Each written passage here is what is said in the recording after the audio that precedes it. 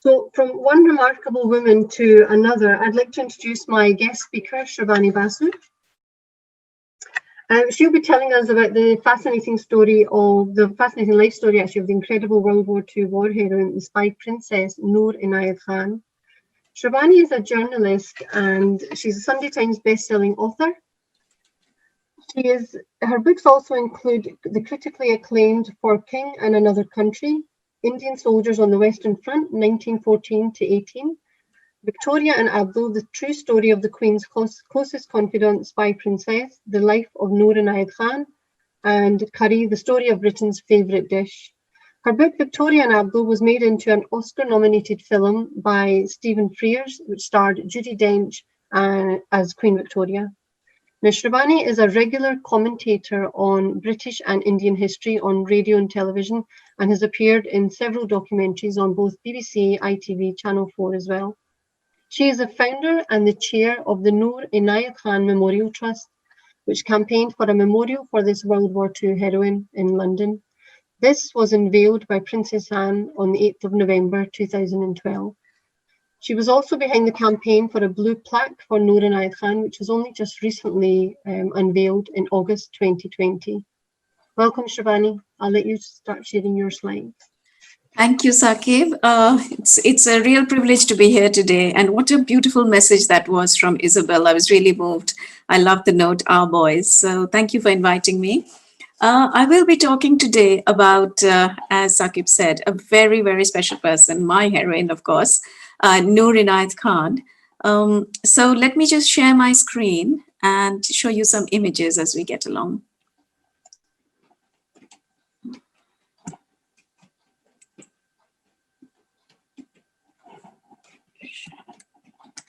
Okay, is it up?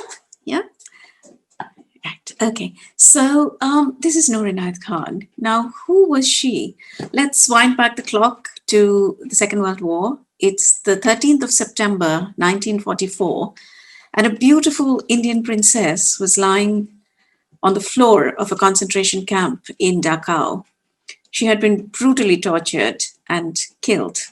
The Germans knew her only as Nora Baker, but she was actually Noor Inayat Khan, an Indian princess.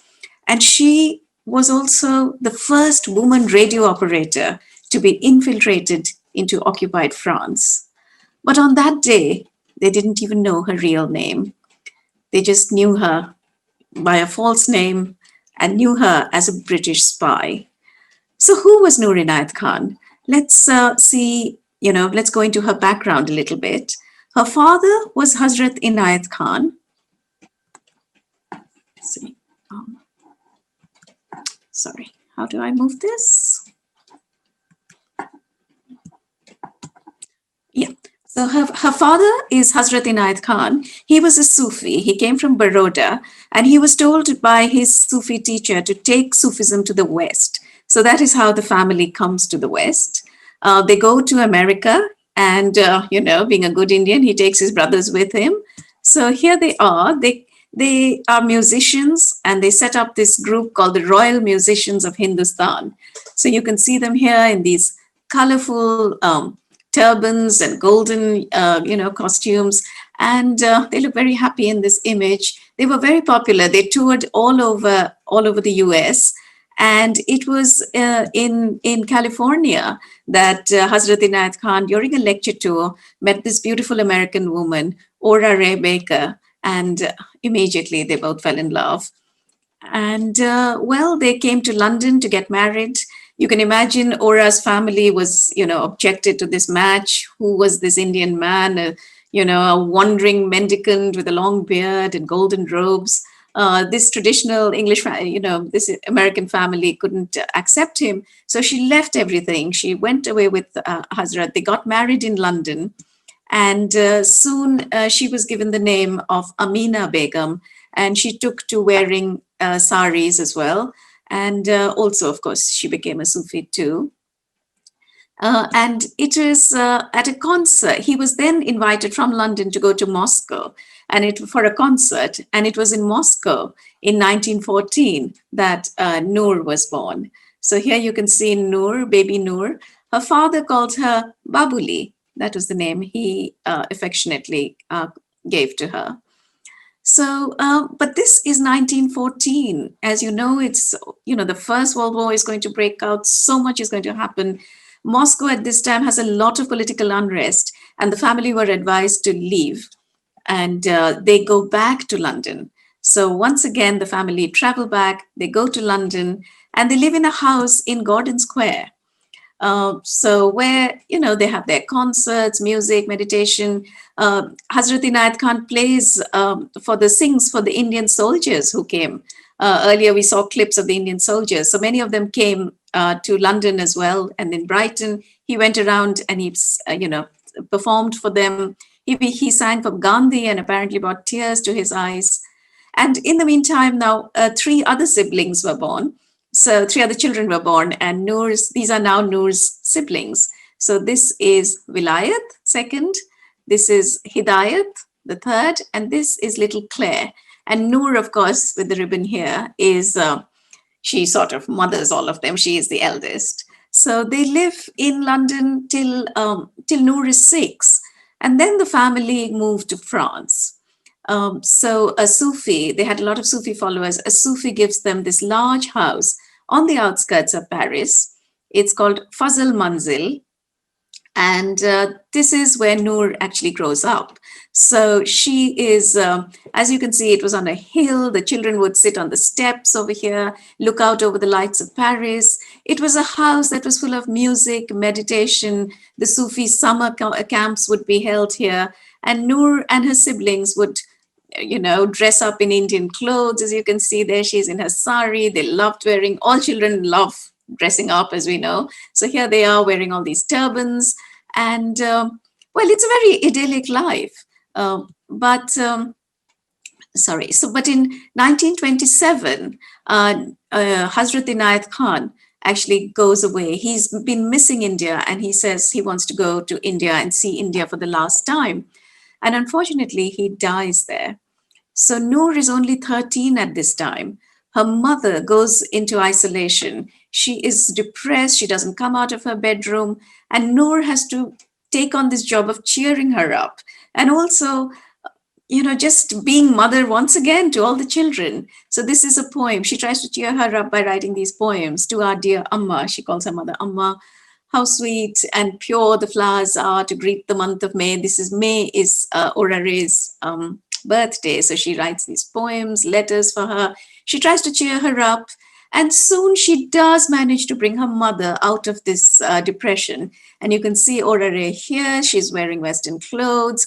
She slowly resumes normal life. And this is Noor, sort of a teenager at this moment. Of course, here's the family again. As they're growing up, they often do concerts.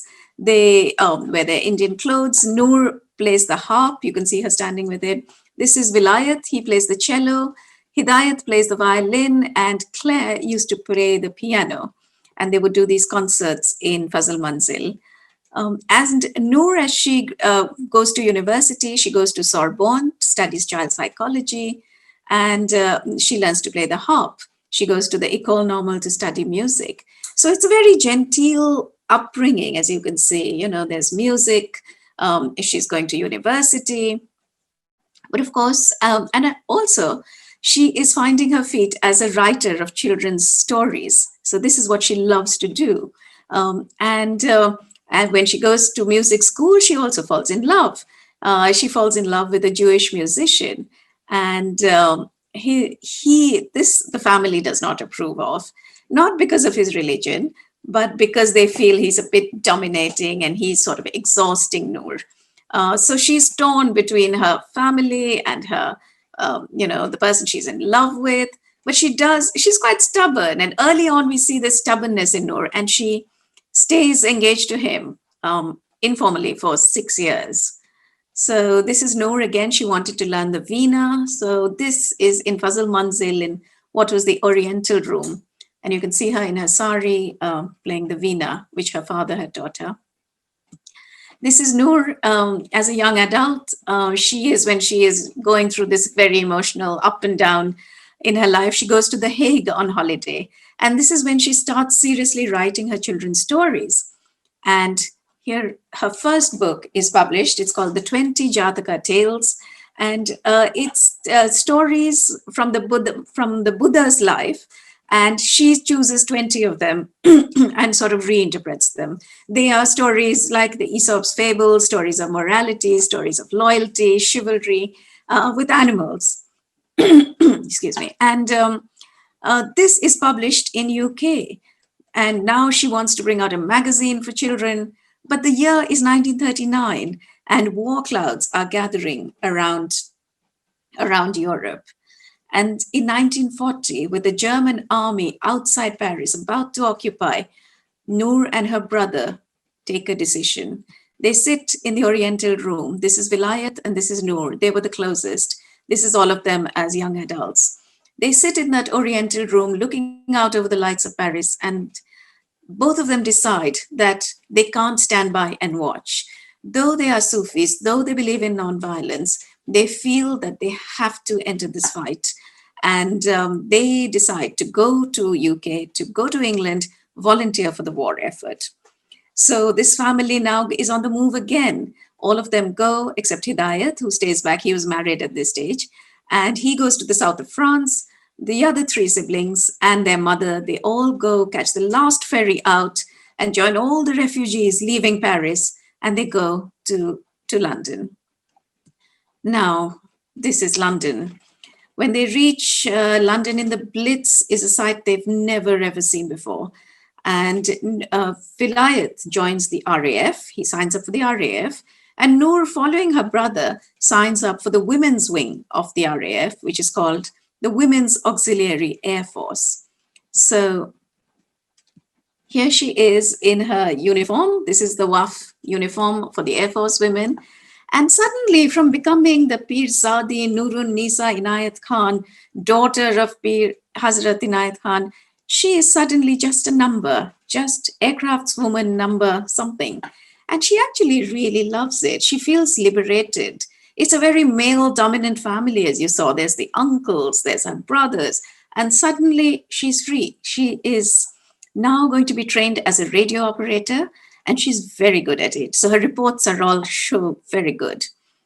But as Noor is typing away at her Moss and getting good reports, she was being watched by a very secret organization called the SOE, the Special Operations Executive. And this is an organization started by Churchill. And the role of this organization is to go into the occupied countries and help the resistance movements. So what they are going to do is sabotage the German lines, sabotage train stations, sabotage the factories, supply arms and ammunition to the resistance. And Noor is trained as a wireless operator, which is one of the most dangerous areas in the field. And I'll come to why it is so dangerous. So she's called for an interview. She goes for this. And she thought it was for a promotion for the RAF. But she finds she's in a small room with a man who just speaks to her in French. And this interview lasts only 1.5 minutes, the shortest interview ever. And he tells her that she'll be sent as a secret agent to France. And she will not be in uniform, so she has no protection. And if she is caught, she's going to be shot. And will she take the job? And Noor says yes. It's not a knee-jerk reaction. She's thought this through. She is determined to do her bit for the war. And soon, the next stage of her life is about to begin. One day, her colleagues in the WAF see that she isn't there. She's disappeared overnight, just a folded blanket on her bed. And Noor has left for her life in the Secret Service. So what is going to happen now? She is going to begin her training in a series of country houses spread around England. This is in Bewley. This is in Hampshire. And here the agents are taught. They are taught, apart from the Morse code, they are taught to have dead letter boxes. This is all Secret Service training, dead letter boxes, live letter boxes, how to contact a source, how to pick a lock, arms training. Suddenly she's got to learn how to handle weapons, how to run, how to set up an aerial. They're shown images of all the German police so they can identify them. This is the Gestapo, this is the milice, this is the French police. And they're shown maps of France, areas, streets that they can go into. So as this training continues, it happens only for like a few months because the situation in France was getting desperate. They were losing radio operators like flies because this was the most dangerous area. And even before her training is complete, Noor is now sent out to France. So on the night, she's given a code name, of course, Madeleine, and you can see how she's diligently practicing her signature here. She is now flown out on the night of June 16th. She is flown out to France. This is a Lysander on which the agents are flown. It used to only fly out on full moon nights so that they could see the area where they were going to land. So there would be the agents waiting to receive them would stand in an L shape and flash the Morse code. This plane would land and it would leave in 3 minutes. It would drop off the agents, pick up any other agents who wanted to go back, and it had to get out of that area as fast as possible, or the Germans would see the plane and shoot it down. So you can imagine how dangerous this was. All she's got on her is a false passport, a few francs, and a pistol. So Noor starts her secret life. She goes to Paris, she follows all her training instructions, and she joins one of the circuits, one of the biggest circuits, SOE circuits in Paris. It's called the Prosper Circuit. And this is her boss. He is Francis Suttle. He's a barrister from London. And the others in the circuit are, let's move on, Franz Antelme. So he is also an SOE agent. All is okay. She sends her first wireless message to London that she's reached. And this is within 72 hours, the fastest that any wireless operator has responded. But soon there's going to be trouble in this circuit. Within a week of Noor's landing, they are betrayed. And all the top operatives are arrested. So Francis Suttle is arrested and Noor goes into hiding with Franz Antelme. She's the only one left in the field. She's from London, that is, because France is local. She's told by London that it's very dangerous. She needs to come back straight away. But she says no. She says that she's the last link left and she's going to try and rebuild the circuit, which is what she does. So here we are. Suddenly this, gentle musician, writer of children's stories is transformed into Madeleine, the secret agent who's working in Paris, in the heart of the Gestapo. And this is Noor from her SOE files.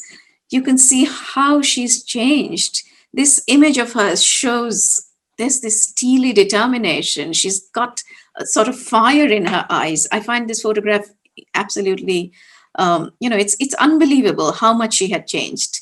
And I'm also going to tell you why her role was so dangerous. So a little bit about this radio operation. So these are the radio sets they had to carry around. And you can see it's in a suitcase. It was disguised as a briefcase, which weighs about 15 pounds, or about 15 kilos, sorry. So she has to carry this around. She has to go on the metro, and Paris is crawling with the Gestapo and informers. So she can be stopped at any time and they can ask her, what she's carrying. And they do. So once she is on the metro and she's stopped and they ask her, what are you carrying? And she just has to think on her feet. And she opens it a little bit and she say, oh, it's a photographic apparatus. Can you not see the light bulbs? And these two soldiers who have no idea what a photographic apparatus is and who are not going to admit it, of course, say, oh, yes, you can go. And then she just gets off at the next station, runs for her life. Noor was a very fast runner. Very often she just outran the Gestapo. And then, of course, there was this other problem, which is this aerial had to be hooked up. It was about 15 meters long. And so one day she wants to transmit, she starts putting up this aerial outside her house, in her, just outside, on a tree outside her apartments.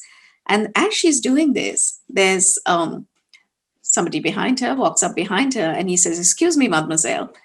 And she turns around, and it's an SS officer who lives in the same apartment block. And so again, Noor has to just pretend. She just says, oh, I was just wanted to listen to a radio station. And she's very clever. She mentions a radio station which is banned. It's a music channel which, the Germans had banned. So she pretends she's breaking a small, she's committing a small offense.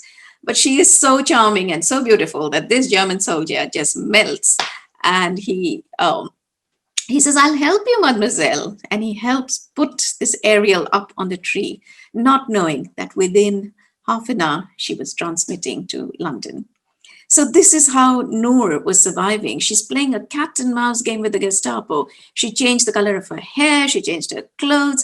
She moved from place to place. She used all the agents, all her contacts in Paris. She would run up to her music teacher and suddenly land up at the door and want to, use a room. She went to her doctor, her childhood doctor. Suddenly they would see Noor standing outside her friend's house. She was moving and the Germans were out to catch her, but they just couldn't do that. So this shows you Paris at this time, the swastika everywhere, occupied Paris was so different from what Noor had, grown up in. Everywhere there were informers, everywhere at nights there's a curfew, so it's dangerous. And Noor at this time was doing the job of 6 radio operators. Her messages were reaching London crystal clear, and they were delighted with her because many of them had wondered how this dreamy writer would actually, sorry, how did this come here? There seems to be a mark over there. I don't know how.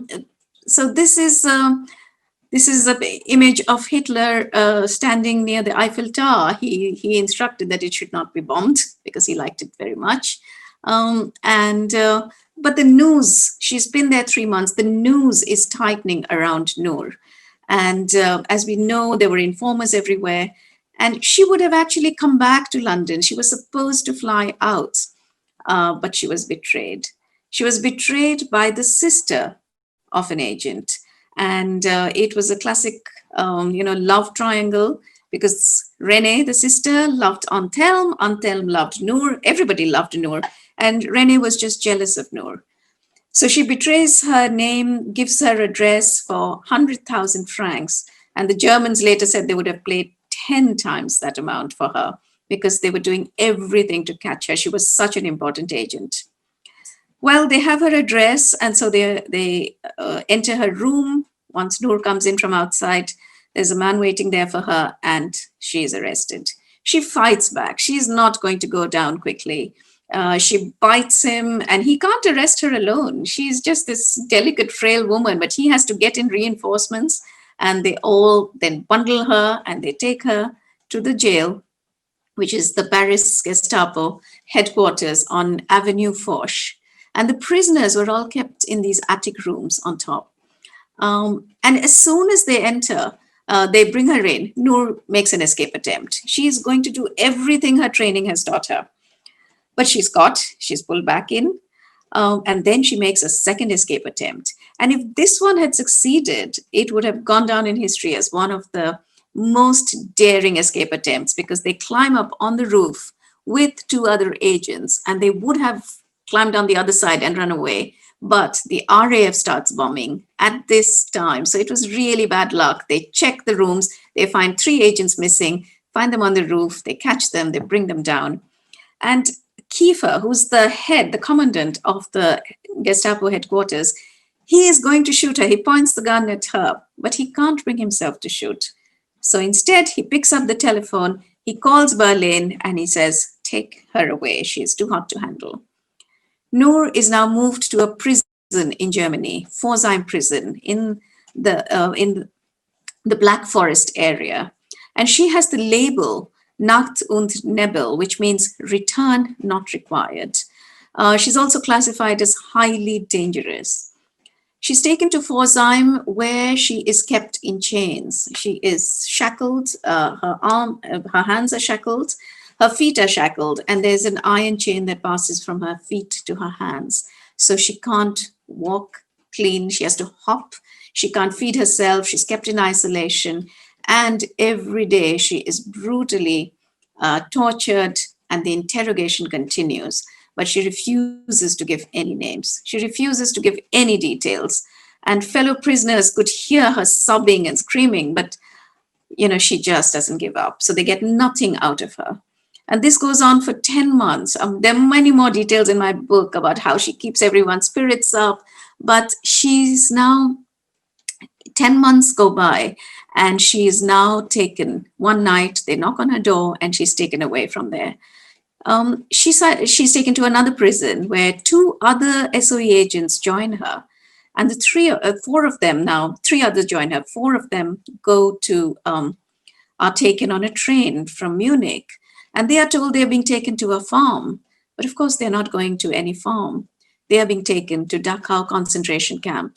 And the man who's escorting them has their execution orders with him. So it's night by the time they reach Dachau concentration camp. These are the words written on the gates of Dachau. It says, Arbeit macht frei, which means work will set you free, which of course was a lie because nobody was set free from these concentration camps. As they enter, they can see the searchlights. They can see these people cramped in these huts, and they know this is a dark place. They could feel it. Noor is taken to a room in isolation, and all night long she's singled out for further torture, further interrogation, further torture. She is kicked and beaten, and finally, when she's just a heap on the floor, this SS officer points his gun to her and shoots her point blank. But Noor is not going to go down. She screams "Liberté" as she goes down. So the Germans can't break her spirit. So at the end of it, though this is so tragic, it is also very inspiring because finally she is not defeated. The bodies are then taken to the crematorium where they're all thrown inside. Smoke comes out of the chamber. Eyewitnesses see them. And then all the ashes are just thrown outside. And this is what it is now. It's a flower garden with this small plaque, Graves of Thousands Unknown, because this is where this happened. So I move to the, sorry. Oh, I need to move. I need to go back. So this is a plaque in Dachau concentration camp in the Remembrance room. It says Noor Inayat Khan. She was known in France as Madeleine of the Resistance, and it says she's a prisoner in Dachau. Now, Noor was awarded the Croix de Guerre by France, which is their highest civilian honor, and the George Cross in 1949 by Britain. So she has the highest civilian honors from both the countries that she served. So this, in a nutshell, was Noor's life. It was like she was born for sacrifice. When she was a young girl, her father died. She took on the responsibility of her family. And when the war came, and she gave up her life unhesitatingly for her adopted country. So her story, when I started researching it in 2006, from 2003, my book was published in 2006, I had this outpouring of letters and people saying how much they, admired Noor, how much she meant to them. Why didn't we know this story? And there should be a memorial for her. So I set up the trust, and we campaigned for a memorial for Noor, which was unveiled, as you can see, actually today on the 8th of November, 2012. It was a very special day. It's also the first statue in a public space of an Asian woman. So, lots of history there. These women are the fannies. This is what Noor was. This is the uniform. So they gave her a real fantastic, military salute that day. This is the memorial. It's a beautiful memorial. So if you ever go to London, do go and visit it. And this year, I had been, campaigning for this for a long time. Right when the book came out in 2006, it took 14 years, but finally Noor, in 2014 for her centenary, Royal Mail issued a stamp, first class, of course, for Noor. And this year, August 2020, we finally had the blue plaque for her outside her house on Taverton Street, which is just near the memorial. It's just off Gordon Square. And it is also the first blue plaque for an Asian woman. So would you believe it? In 2020, till no Asian woman had ever had a public memorial. And this is the first blue plaque to one. So a day for all women to be very, very proud. So I'm going to stop here now and, take any questions from you. And thank you all for being here and listening to Noor's story. I will stop the share. And here we are.